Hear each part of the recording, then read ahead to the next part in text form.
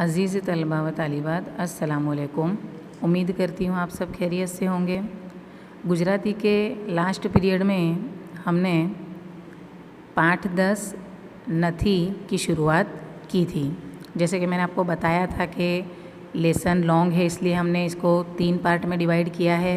तो पार्ट 1 में हमने इसकी शुरुआत की मालूमात हासिल की थी, उसका थोड़ा रिवीज़न कर लेते हैं। इसके लेखक है मोहम्मद माकड़ और नथी पाठ का साहित्य प्रकार है टूकी वार्ता। हमने लेखक का परिचय भी हासिल किया था कि कौन कौन से शोबे में उन्होंने अपना महत्व का योगदान दिया है, उसकी कृतियाँ भी देखी थी।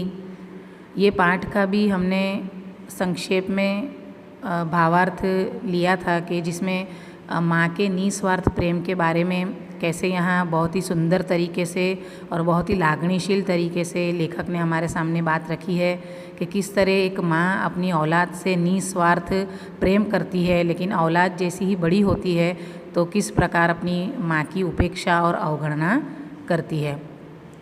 जैसे मैंने आपको बताया था कि ये जो वार्ता है ये फ्लैशबैक में, मतलब अतीत की याद करते हुए आगे बढ़ती है। जो कांति है वो 50-60 साल का हो गया है और बीते हुए कल की याद करते हुए, जो ये पाठ का शीर्षक है नथी, तो ये जो नहीं, तो किसके नहीं होने का एहसास है, तो अपनी माँ के नहीं होने का एहसास जो है वो भूतकाल में जो उसकी माँ थी तब माँ के अतीत को याद करते हुए उसकी कमी का एहसास करता है और उसे पछतावा होता है कि किस प्रकार उसने अपनी माँ की अवगणना की थी।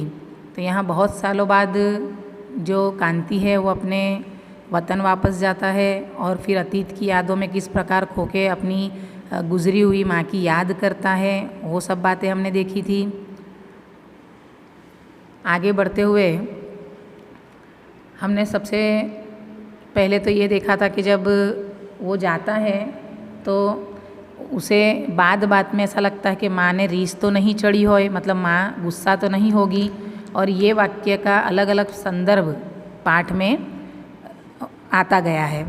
तो यहाँ लेखक वही सोचता है कि माँ ने रीस तो नहीं चढ़ी होए। आगे कहते हैं कि ना नहीं જ ચડી હોય અને ચડી હશે તો તરત ઉતરી જશે। બાને ઘણીવાર રીસ ચડી જતી પણ પછી તરત જ ઉતરી જતી। यहाँ क्या माँ के स्वभाव की जो महिमा है वो यहाँ बताई गई है कि कोई भी माँ अपनी औलाद से ज़्यादा वक्त तक नाराज़ नहीं रह सकती है। चाहे उसकी गलत हरकत पे उसके थोड़ा गुस्सा ही आ गया हो, लेकिन तुरंत वो गुस्सा उसका उतर भी जाता है। ये बात यहाँ बहुत ही सुंदर तरीके से लेखक ने हमारे सामने रखी है। एक बार ये पत्थरनी निशान ताकतो हतो। अब ये जो बीता हुआ कल है, जब कांति छोटा था और उसने क्या हरकत की थी वो उसे याद आता है। तो एक बार वो पत्थर का निशान ताक रहा था, यानी निशाने पे पत्थर लगाने की कोशिश कर रहा था। 10-11 वर्षनो हशे। बहु अनाड़ी हतो, यानी बहुत ही अनाड़ी था, मतलब ना समझ था। बा वासण धोती हती, पत्थर एनी पासे जईने पड्यो। बा खीजाई, हमणां वागी जात। आखो दिवस तोफान सिवाय बीजू पण ए पूरू बोली रहे थे पहला बीजो पत्थर छूटी चुक्यो हतो। क्या कहते हैं कि वो पत्थर का निशान मारने वाली जो खेल है वो खेल रहा था। 10-11 साल का होगा, लेकिन बाप बर्तन धो रही थी बाहर और एक पत्थर उसके पास से गुजरा। तभी वो गुस्सा होके बोली कि अगर मुझे लग जाता तो, और वाक्य पूरा ही करने जा रही थी उसके पहले ही दूसरा पत्थर मतलब के छूट चुका था, उसकी आँख पास जाकर लग गया था। बानी आँख पासे जई वाग्यो। बाना मोंमांथी नानकड़ी चीस निकली गई। आँख ऊपर एणे हाथ दाबी दीधो। जैसे ही आँख पास उसको पत्थर लगा तो उसके मुँह में से चीख निकल गई, माँ की मुँह में से, और उसने आँखों पे अपना हाथ दबा दिया। ओटला ऊपर पाड़ोशी कंचन मासी बैठा था। दौड़ीने ए बा पासे गया। आँख पासे थी लोही वहतु हतु। क्या हुआ, वो पत्थर लगने की वजह से आँख के पास से खून निकलने लगा। हाय हाय, आँख फूटी गई के शू, कंचन मासी बोली गया। कंचन मासी जो ओटले पे बैठे हुए थे, पड़ोसी है, वो घबरा कर जो लेखक की माँ है उनके पास गए और कहने लगे कि हाय हाय आँख फूट गई है ऐसा लगता है। कांति ने पाछळથી खबर पड़ी कि बानी आँख फूटी गई न હતી। बाद में उसे पता चला कांति को कि बा की आँख फूटी तो नहीं थी लेकिन उन्हें लगी थी।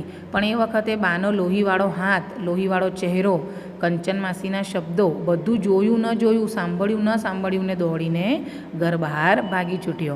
अक्सर क्या होता है बचपन में जब हम कोई शैतानी करते हैं तो अगर उसका कोई गलत इफ़ेक्ट होती है तो जल्दी से हम वहाँ से भाग जाते हैं कि हमें कोई पकड़ न ले, हमें कोई डांटे ना, मारे ना। यहाँ भी ऐसा ही कांति ने किया। बा के आँखों में से जो खून निकल रहा था और कंचन मासी ने जो कहा कि इनकी आँख फूट गई है, ये सब देखकर वो घबरा गया और जल्दी से वहाँ घर से बाहर भाग गया। हरजीवन मिस्त्रीना खाँचा में संताईने बैठो હતો। कहाँ छुप गया था? हरजीवन मिस्त्री जो है उसके खाँचे में, उसके घर पास जाकर वो छुप गया था। त्याथी अंधारू थयुं त्यारे मोटो एने पराणे यानी मजबूरी से, मतलब बहुत मुश्किल से, ज़बरदस्ती उसे घर ले आया बड़ा भाई। मोटो एटले एनो मोटो भाई हिम्मत, जिसका नाम हिम्मत है, कांति का बड़ा भाई। बानी आँख फूटी गई न હતી। मोटो एने शोधीने थाकी गयो હતો। उसे ढूंढकर थक गया कि पता नहीं डर के मारे ये कहाँ छुप गया है। 1.5 गड़गा સુધી જઈ આવ્યો, यानी बहुत दूर तक वो ढूंढने गया था। બાને એણે કહ્યું હતું એની મેળે થાકીને ઘેર આવશે, તું નકામી चिंता શા માટે કરે છે? बड़े भाई ने क्या कहा कि तुम बेकार में उसकी फ़िक्र मत करो, जब थक जाएगा छुप कर तब अपने आप ही घर वापस लौट कर आ जाएगा। पण बाए एक ज बात पकड़ी राखी, कांति घेर आव्या पछी ज हूँ खाईश। देखो माँ की मोहब्बत कि जब उसको उसकी हरकत की वजह से माँ ज़ख्मी हुई है, उसे तकलीफ़ हुई है, लेकिन फिर भी उसके जाने की वजह से उसे फ़िक्र हो रही कि पता नहीं मेरा बेटा कहाँ होगा, सुबह से गया है, किस हाल में होगा। तो क्या ज़िद लगा कर बैठी है? बड़े बेटे को कहती है कि जब तक कांति घर पर नहीं आता मैं खाना नहीं खाऊंगी। त्यारथी कांति ने खातरी थई गई हती। तब से कांति को ये खातरी यानी ये पक्का यकीन हो गया था कि बा खीजाई जती हती, एने रीस चढ़ी जती हती, पण बहु जल्दी एनी रीस उतरी जती हती। यानी बा नाराज़ भी होती थी, गुस्सा भी करती थी, लेकिन बहुत जल्दी उसका गुस्सा ख़त्म हो जाता था। माँ अपनी औलाद से ज़्यादा वक्त तक नाराज़ नहीं रह सकती है। अने कंचन मासी ते दिवसे पोटलुं आपी गया अने रमानी हाजरीमां एणे खोल्युं अने एमांथी पैसा निकळ्या। त्यारे पण एने लाग्युं हतुं के बाने रीस चढ़ी न होती। केवुं बनी गयुं हतुं? दुखना सबाका जेवो एक विचार मगजनी आरपार निकળી गयो हतो। केवुं बनी गयुं हतुं? कोई पण माणसने रीस चढ़ी जाए, पण बाने रीस चढ़ी न हती। बाने रीस चढ़ी ज न हती अने चढ़ती तो तरत उतरी जती। मतलब यहाँ याद करते हैं कि जब आखिरी वक्त में जो पोटली बा कंचन मासी को सौंप कर गई है, वो जब रमा की हाजिरी में उसने खोला था तब उसमें से पैसे निकले थे, लेकिन तब भी उसे क्या लगा था कि बा मुझसे नाराज़ नहीं है। ऐसा बहुत ही दुख उसके दिल में होता है और वो सोचता है कि बा मुझसे नाराज़ नहीं थी और अगर होगी तो भी उसकी नाराज़गी ख़त्म हो गई होगी। इस तरह अतीत को याद करते हुए अफसोस करता है। माथा ऊपर एणे हाथ फेरव्यो, माथा ऊपर एणे हाथ फेरव्यो अने मों सहेज फेरव्યું। खुल्ला बारणामांथी आवीने 3 छोकरा फळियामां ઊભા હતા અને એક છોકરી બારણામાં વચ્ચે આવીને અટકી ગઈ હતી। છોકરાઓ સામે એણે જોયું, 2 છોકરાએ ચડ્ડી પહેરી હતી, એકે પહેરી न હતી। यहाँ क्या कहते हैं? अब ये उस अतीत से जदीद वक्त में वर्तमान में वापस आ गया है, तब का यहाँ वर्णन किया गया है कि जो मोहल्ले के छोटे बच्चे हैं, मानो वो दरवाजे के पास आकर खड़े हैं और मतलब कि कुछ ने कपड़े पहने हैं, कुछ ने नहीं पहने हैं। उघाड़ा बारણા सामे कांति थोड़ी बार जोई रह्यो। उघाड़ा यानी खुले दरवाजे की तरफ कांति थोड़ा वक्त देखता रहा। बारणामां पेली छोकरी एक बाजू लपाई गई थी, यानी एक तरफ सहम कर वो खड़ी हो गई थी, छोटी बच्ची जो दरवाजे पास खड़ी थी। सारूं थयुं, नहीं तो हमणां कंचन मासी आवत त्यारे एने आघी खसेड़ी मूकत। अत्यार सुधी कंचन मासी न आव्या ए नवाई कहेवाय। कभी भी पहले कांति जब अपने वतन जाता था तो जो पड़ोस में रहने वाले कंचन मासी है वो तुरंत ही उसकी खैर खबर पूछने आ जाते थे। तो उन्हें याद करते हुए सोचता है कि अभी अगर कंचन मासी अभी तक आए नहीं, ये बहुत नवाई यानी कि हैरत की बात है। कांति अमदावादथी गमे त्यारे घेर आवे, पड़ोशमांथी सौ पहला कंचन मासी ज आवी पहोंचता और क्या कहते, का पार्वती बेन कांति आवी गयो। जो कांति की माँ है बा, उसका नाम पार्वती बेन है और कंचन मासी ही सबसे पहले आते और पूछते कि कांति आ गया, तमे नकामी एनी उपाधि कर्या करो छो, यानी बेकार में आप उसकी फ़िक्र करते हो। और कांति से क्या पूछते, शरीर तो सारू छे ने भाई, खैरियत से हो ना।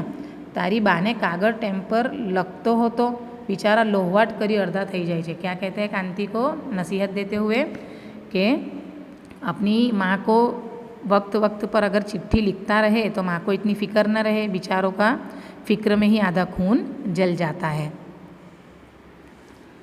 कांतिए माथा पर फरीथी हाथ फेरव्यो। कोण जाणे के मैंने लाग्યું કે એના વાળ ધોળા થઈ ગયા હતા। અરીસામાં જોયેલ પોતાના ચહેરાની સ્મૃતિઓ ઉભરી આવી હશે। ફળિયામાં ઊભેલા છોકરાઓ એના લુખ્ખા ધોળા વાળ સામે જોઈ રહ્યા હતા। છોકરાઓ શું તાકી રહ્યા છો? એને કહેવાનું મન થયું, વાળ ધોળા થઈ જાય, હું કાંઈ જુવાન નથી, 45 વટાવી गयो છું। देखो अब वो अपने सिर पर हाथ घुमा रहा है और उसे ऐसा लग रहा है कि उसके बाल धोड़ा थे गए हैं, यानी सफ़ेद हो गए हैं। और जो मोहल्ले में उसके दरवाजे पास खड़े हुए बच्चे थे वो उसके जैसे कि मानो सफ़ेद बाल देख रहे हो। उसे पूछने का मन भी हुआ कि शू ताकी रहा छो, मतलब क्या देख रहे हो? ये सफ़ेद बाल देख रहे हो? मैं अब जवान नहीं हूँ, मैं 45 साल की उम्र गुजार चुका हूँ। चड्डी पहरीने ऊभा था ये बन्ने छोकरा खोड़ा दर्जी ना हो एम एने लाग्યું। अंदाज़ा लगा रहा है कि जो 2 लड़के हैं वो दर्जी के होंगे। अणसार उपरथी अने खास तो कपड़ाना टुकड़ाओमांथी सीवेली टूकी चड्डीओ उपरथी एम लागतुं हतुं बंनेनी उमरमां खास फेर लागतो न हतो। उन्होंने जिस प्रकार के कपड़े पहने थे उससे उसे अंदाज़ा लग रहा था कि ये दर्जी के बच्चे हैं। दर्जी यानी कि जो कपड़े सीता है वो। एम तो मोटानी अने कांतिनी उम्र में पण बहु फेर न हतो। अब अपने बारे में सोचता है। क्या कहते हैं लेखक कि बड़ा भाई जो हिम्मत है वो और कांति की उम्र में भी ज़्यादा फ़र्क नहीं था। बन्ने नाना था त्यारे खोड़ा दर्जी पासे चड्डियों सिवड़ावता था। ये जो दर्जी के बारे में वो सोच रहा है उसी के पास मतलब कि उनकी चड्डियाँ भी सीने माँ देती थी। पछी अंदर अंदर बन्ने झगड़ता, एके चड्डी एकेयने थती न हती। बा कहती तमे जल्दी मोटा थई जाओ छो, एमां दर्जीनो बापडानो शो वाक? बा पण खरी हती। नवी चड्डीने अने मोटा थवाने शुं लागे वळगे? घणीवार बाने साचुं कही देवानुं एने मन थयुं हतुं कि तू कापड़ पूरुं लई देती नथी, ए उपरथी अमारो शुं वाक काढे? पण बाने एथी कदाच माठुं लागे याने बुरा लगे। बा विधवा हती, स्थिति नबળી हती, बाने माठुं लगाड़वानी हिम्मत ए वखते चालती न हती। बाकी पछी तो क्या कहते हैं कि वो भी छोटे थे तब ऐसे ही मतलब कि यही दर्जी के पास चड्डी सिलवाते थे, लेकिन दोनों भाइयों में से एक को भी वो चड्डी आती नहीं थी। और बा क्या कहती थी बच्चों से कि अब तुम बड़े हो गए हो इसलिए ये कपड़े तुम्हें छोटे पड़ रहे हैं। लेकिन कांति को कहने का मन हो जाता था कि अगर आप ज़्यादा कपड़ा लेकर इसे सिलवाती तो, लेकिन बा विधवा थी, उनके पास पैसों की तकलीफ़ थी, इसलिए किसी तरह वो बच्चों के कपड़े सिलवाने की कोशिश करती थी और नाराज़गी बच्चों पर व्यक्त करती थी। वही बात यहाँ सरल भाषा में बताई गई है।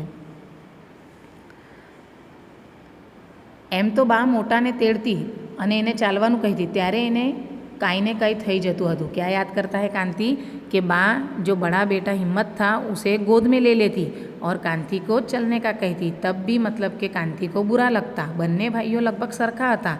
बा क्यारे एने तेड़ती तो क्यारेक मोटाने तेड़ती, लेकिन बा कभी कांति को उठाती थी गोद में तो कभी हिम्मत को, पण मोटाने तेड़ती ये एने गमतुं न हतुं। देखिए कांति की मानसिकता क्या थी कि उसके मन में ऐसा बुरा लगता था कि बड़े भाई को माँ क्यों गोद में उठा रही है, उसे बुरा लगता था, अच्छा नहीं लगता था। कंचन मासी पण क्यारेक बाने कहता पार्वतीबेन आ नानाने तेड़ो छो ई तो जाने ठीक, पण मोटा ठगाने शुं काम तेड़ो छो? कंचन मासी भी क्या टोकती कि छोटे लड़के को उठाओ तो ये बात अलग है कि वो छोटा है, लेकिन बड़े बेटे को गोद में उठाने की क्या ज़रूरत है? कांतिनुं मन ए शब्दों वर्षों सुधी घूटतुं रह्યું હતું। उसके मन में, कांति के मन में भी ये बात घर कर गई थी कि सही बात है।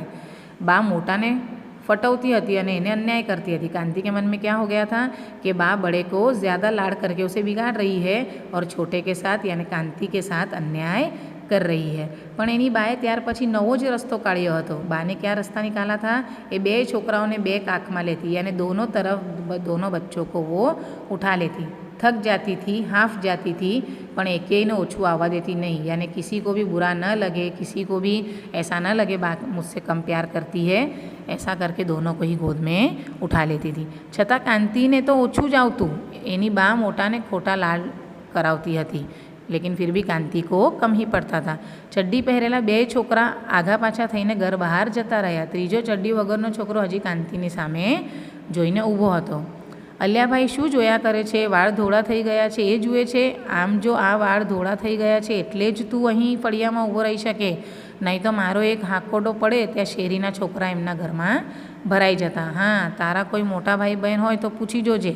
ભગતની દુકાનેથી હું પાન ખાઈને આવતો હોઉં ને છોકરાઓ શેરીમાં બાજતા હોય કે રમતા હોય તો મને જોતાં જ રફુ થઈ જતા. પણ એ દિવસો જુદા હતા, અત્યારે હવે ધોળા થઈ ગયા છે. ક્યાં કહેતા હૈ એક બચ્ચા खड़ा है तो क्या कहता है कि अभी तो मेरे बाल सफ़ेद हो गए हैं, उम्र हो गई है, वो वक्त अलग था इसलिए अभी तू इस दरवाजे पास खड़ा है. बाकी जब कांति मतलब के यंग था तब उसका एक धाक था कि जब वो पान खाते हुए घर मोहल्ले में से घर तक जाता था तो रास्ते में अगर बच्चे खेलते हो या एक दूसरे से लड़ते हो तो वो उसे देखकर भाग जाते थे. लेकिन अभी क्या कहता है कि अब मैं बूढ़ा हो चुका हूँ. रमा कहती હવે 40 થઈ આવ્યા, 42 થવા આવ્યા, 45 થવા આવ્યા. कांतिना वर्षों हिसाबे बराबर रखती. जो उनकी पत्नी रमा थी कांति की, वो कहती रहती कि अब तुम्हारी उम्र बढ़ती जा रही है. अर्धी जिंदगी वीती गई माटे धोळा थई आवी गया है. जिंदगी कहीं माणी नहीं, डोशी डाबलो राखीने बैठा है, पैसा एमना गळेथी छूटता नहीं. कांति के माँ के बारे में जो रमा है वो बुरी बातें मतलब के कहती रहती. कांतिने कहेवानुं थतुं कि बा पासे पैसा होय क्यांथी, विधवा बाई, 2 छोकरा उछेरीने मोटा कर्या, भणाव्या, परणाव्या, एनी पासे होय पण शुं. कांति को कहने का मन हो जाता कि बा के पास पैसे कहाँ से आएंगे, वो एक विधवा है, बेसहारा है, 2 लड़कों को उसने जैसे तैसे बड़ा किया है, पढ़ाया लिखाया, शादी की, अब उसके पास क्या बचा होगा. और अपनी ज़िंदगी माणवी हो तो आपने कमावू जोईए. अगर हमें ज़िंदगी के मज़े लेने हैं, हर फैसिलिटी लेनी है तो उसे हमें कमाना पड़ेगा उस फैसिलिटी को पूरा करने के लिए. पण रमा साथे दलील थई शके तेम न हतुं. लेकिन रमा के साथ आर्ग्यूमेंट करना, दलील करना वो टाल जाता. रमा पासे बहु अटपटो हिसाब हतो. वो बहुत ही अलग हिसाब करती, लड़ाई शुरू कर देती थी. परण्या पछी बीजा ज वर्षे कांति अने रमा गामडું छोड़ीने अमदावाद गया था. जब कांति की शादी हुई थी तो दूसरे ही साल रमा और कांति गांव छोड़कर अमदावाद चले गए थे. मोटो ए वखते बा साथे रहतो हतो. कांतिने ए वखते मिलमां नौकरी हती. कांति दर महीने बाने पैसा मोकलतो, एनी ए फरज हती. हर महीने मतलब कि अमदावाद जाने के बाद भी बा को वो हर महीने पैसे भेजता, वो उसकी फ़र्ज़ में आता था. 2-1 वर्ष माण पैसा मोकल्या हशे, पछी मिलनी नौकरी छूटी गई. एनी बा साथेथी मन वछोड़ाई गयुं, यानी बा के साथ उसका दिल खराब हो गया. गाय पासेथी वाछड़ाने वाड़ी ले एम खूबी थी रमाए ने वाड़ी लीधो. जैसे गाय के पास से हम उसके बछड़े को अलग कर देते हैं, ऐसे ही बहुत खूबी से बातें कर करके, ताने मार मार के रमा ने बा की तरफ से कांति का दिल खराब कर दिया था. पण जिंदगीना ए 2 वर्ष कांति ने बाने पैसा मोकल्या एनो हिसाब रमा पासे अटपतो हतो. ए कहती कि आपणे पैसा मोकल्या एटले डोशी मूड़ी करी शक्या, नहीं तो एमनी पासे शुं हतुं. 2 साल जो पैसे भेजे उसका भी हिसाब रमा लगाती रहती थी. कांति ने पूछवानुं मन थतुं पण 2 वर्ष में आपणे केटला पैसा मोकल्या हशे. कांति को पूछने का मन भी होता कि 2 साल में हमने कितने पैसे भेजे होंगे, लेकिन वो चुप हो जाता था. तो यहाँ हमारा जो दूसरा पार्ट है वो ख़त्म होता है. नेक्स्ट पीरियड में हम तीसरा पार्ट देखेंगे और उसी के साथ ये लेसन पूरा करेंगे. तब तक के लिए अल्लाह हाफिज़.